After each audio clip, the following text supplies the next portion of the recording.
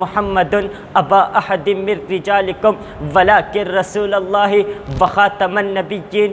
میرے بھائیوں، دنیا میں جتنے بھی پیغمبر آئے، ہر پیغمبر نے اپنی قوم کو اپنے بعد ایک نبی آنے کی بشارت دی کہ ہمارے بعد ایک نبی ایسا آئے گا جو سب کا منتظر ہوگا، وہ بشر آئے گا جو عظمت بشر ہوگا، وہ انسان۔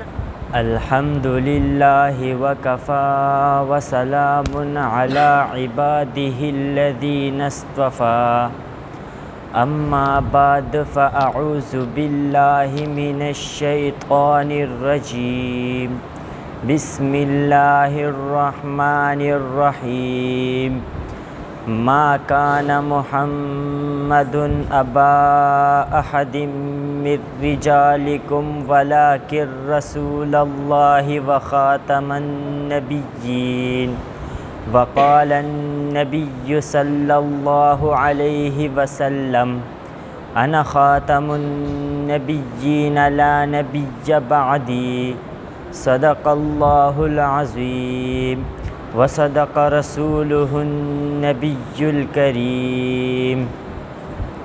سامعین گرامی قدر حضرات، علماء کرام اور میرے طالب علم ساتھیوں، السلام علیکم ورحمۃ اللہ وبرکاتہ۔ آج میں آپ حضرات کے سامنے جس موضوع پر لب کشائی کی جسارت کرنے لگا ہوں وہ ہے ختم نبوت قرآن و حدیث کی روشنی میں۔ سامعین محترم، میرا یہ ایمان اور عقیدہ ہے کہ جس نبوت و رسالت کی ابتدا جناب آدم و نوح سے ہوئی، وہ نبوت و رسالت سلسلہ وار چلتے ہوئے ابراہیم، اسماعیل، اسحاق، یعقوب، یوسف، یونس، لوط، ہود، صالح، شعیب، زکریا، یحییٰ، سلیمان، ادریس، ذوالکفل، ہارون، موسیٰ و عیسیٰ سے ہوتے ہوئے جب جناب سرور کونین تاجدار مدینہ آمنہ کے لال فخر الرسل تک پہنچا تو خلاق عالم نے اپنی مقدس ولا ریب کتاب میں اس نبوت و رسالت کے اختتام کا اعلان کرتے ہوئے ارشاد فرمایا، ما کان آئے گا جس پر انسانیت کی معراج ختم ہو جائے گی، وہ نبی آئے گا جو اولین و آخرین کا سردار ہوگا، وہ آقا آئے گا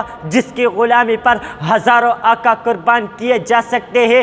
ہاں دعائے خلیل آئے گا، نوید مسیح آئے گا، تو جب وہ پیغمبر، وہ رسول دنیا میں تشریف لائے تو آپ صلی اللہ علیہ وسلم نے دنیا انسانیت کو بتلایا کہ او لوگو، انا خاتم النبیین لا نبی بعدی۔ میرے بھائیوں، مجھے اس موقع پر بطل حریت، سالار احرار، حضرت امیر شریعت سید عطا اللہ شاہ بخاری کے وہ الفاظ یاد آئے کہ آپ نے فرمایا، او لوگو، جب یہ لا الہ باطلہ پر آیا تو اسلام نے تمام الہ باطلہ کو بے خوبند سے نکال دیا۔ تو جب حضور نے فرمایا لا نبی بعدی تو آپ صلی اللہ علیہ وسلم نے تمام باطل نبیوں کو جڑ سے اکھاڑ پھینکا۔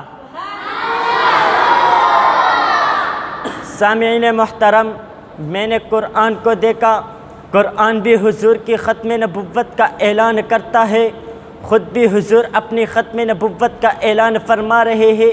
میں صحابہ کے دروازے پر گیا کہ صحابہ کیا کہتے ہیں۔ مجھے پیغمبر کے صحابہ میں سے ایک ایسا عاشق صادق ملا، حالانکہ پیغمبر کا ہر صحابی عاشق صادق ہے، لیکن اس کی بات ہی کچھ اور ہے۔ میں نے اس سے کہا کہ آپ پیغمبر کے ختم نبوت کے حوالے سے کیا کہتے ہیں؟ تو اس صحابی نے کہا کہ دیکھتے نہیں، میرے نزدیک میرے پیغمبر کی ختم نبوت اتنی اہمیت کے حامل ہے کہ میرے 12,000 سپاہی میرے پیغمبر کے حرمت پر قربان ہو گئے۔ اس عاشق صادق کو دنیا صدیق اکبر کے نام سے جانتی ہے۔ میں عرض کرنے لگا ہوں، سب سے پہلے اجماع جو اس امت کا ہوا وہ حضور کے ختم نبوت کے حوالے سے ہوا۔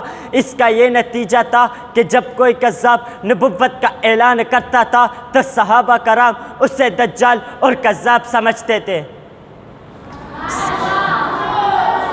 سامعین محترم، آپ نے سنا ہوگا حبیب بن زید انصاری کو آن حضرت نے یمامہ کے قبیلہ بنو حنیفہ کے مسیلمہ کذاب کی طرف بھیجا۔ مسیلمہ کذاب نے حضرت حبیب سے کہا کیا تم اس بات کی گواہی دیتے ہو کہ محمد اللہ کا رسول ہے؟ حضرت حبیب نے کہا ہاں۔ مسیلمہ نے کہا کیا تم اس بات کی بھی گواہی دیتے ہو کہ مسیلمہ بھی اللہ کا رسول ہے؟ حضرت حبیب نے جواب میں فرمایا بہرا ہوں، تیری یہ بات سن نہیں سکتا۔ مسیلمہ بار بار یہی سوال کرتا رہا، وہ یہی جواب دیتے رہے۔ مسیلمہ ان کے جسم کا ایک ایک اعضا کاٹتا رہا، حتیٰ کہ حبیب بن زید کے جسم کے ٹکڑے ٹکڑے کر کے ان کو شہید کر دیا۔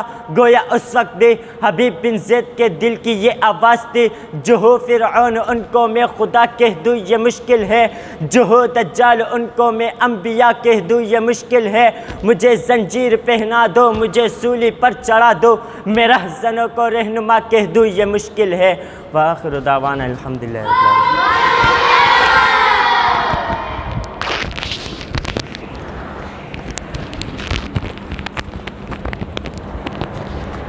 نبوت کا رہے گا تا ابد روشن قمر ختم نبوت کا، زمانہ روٹ جائے اور خفا ہو جائے حاکم، مگر چمکا ہے اور چمکے گا نگر ختم نبوت کا۔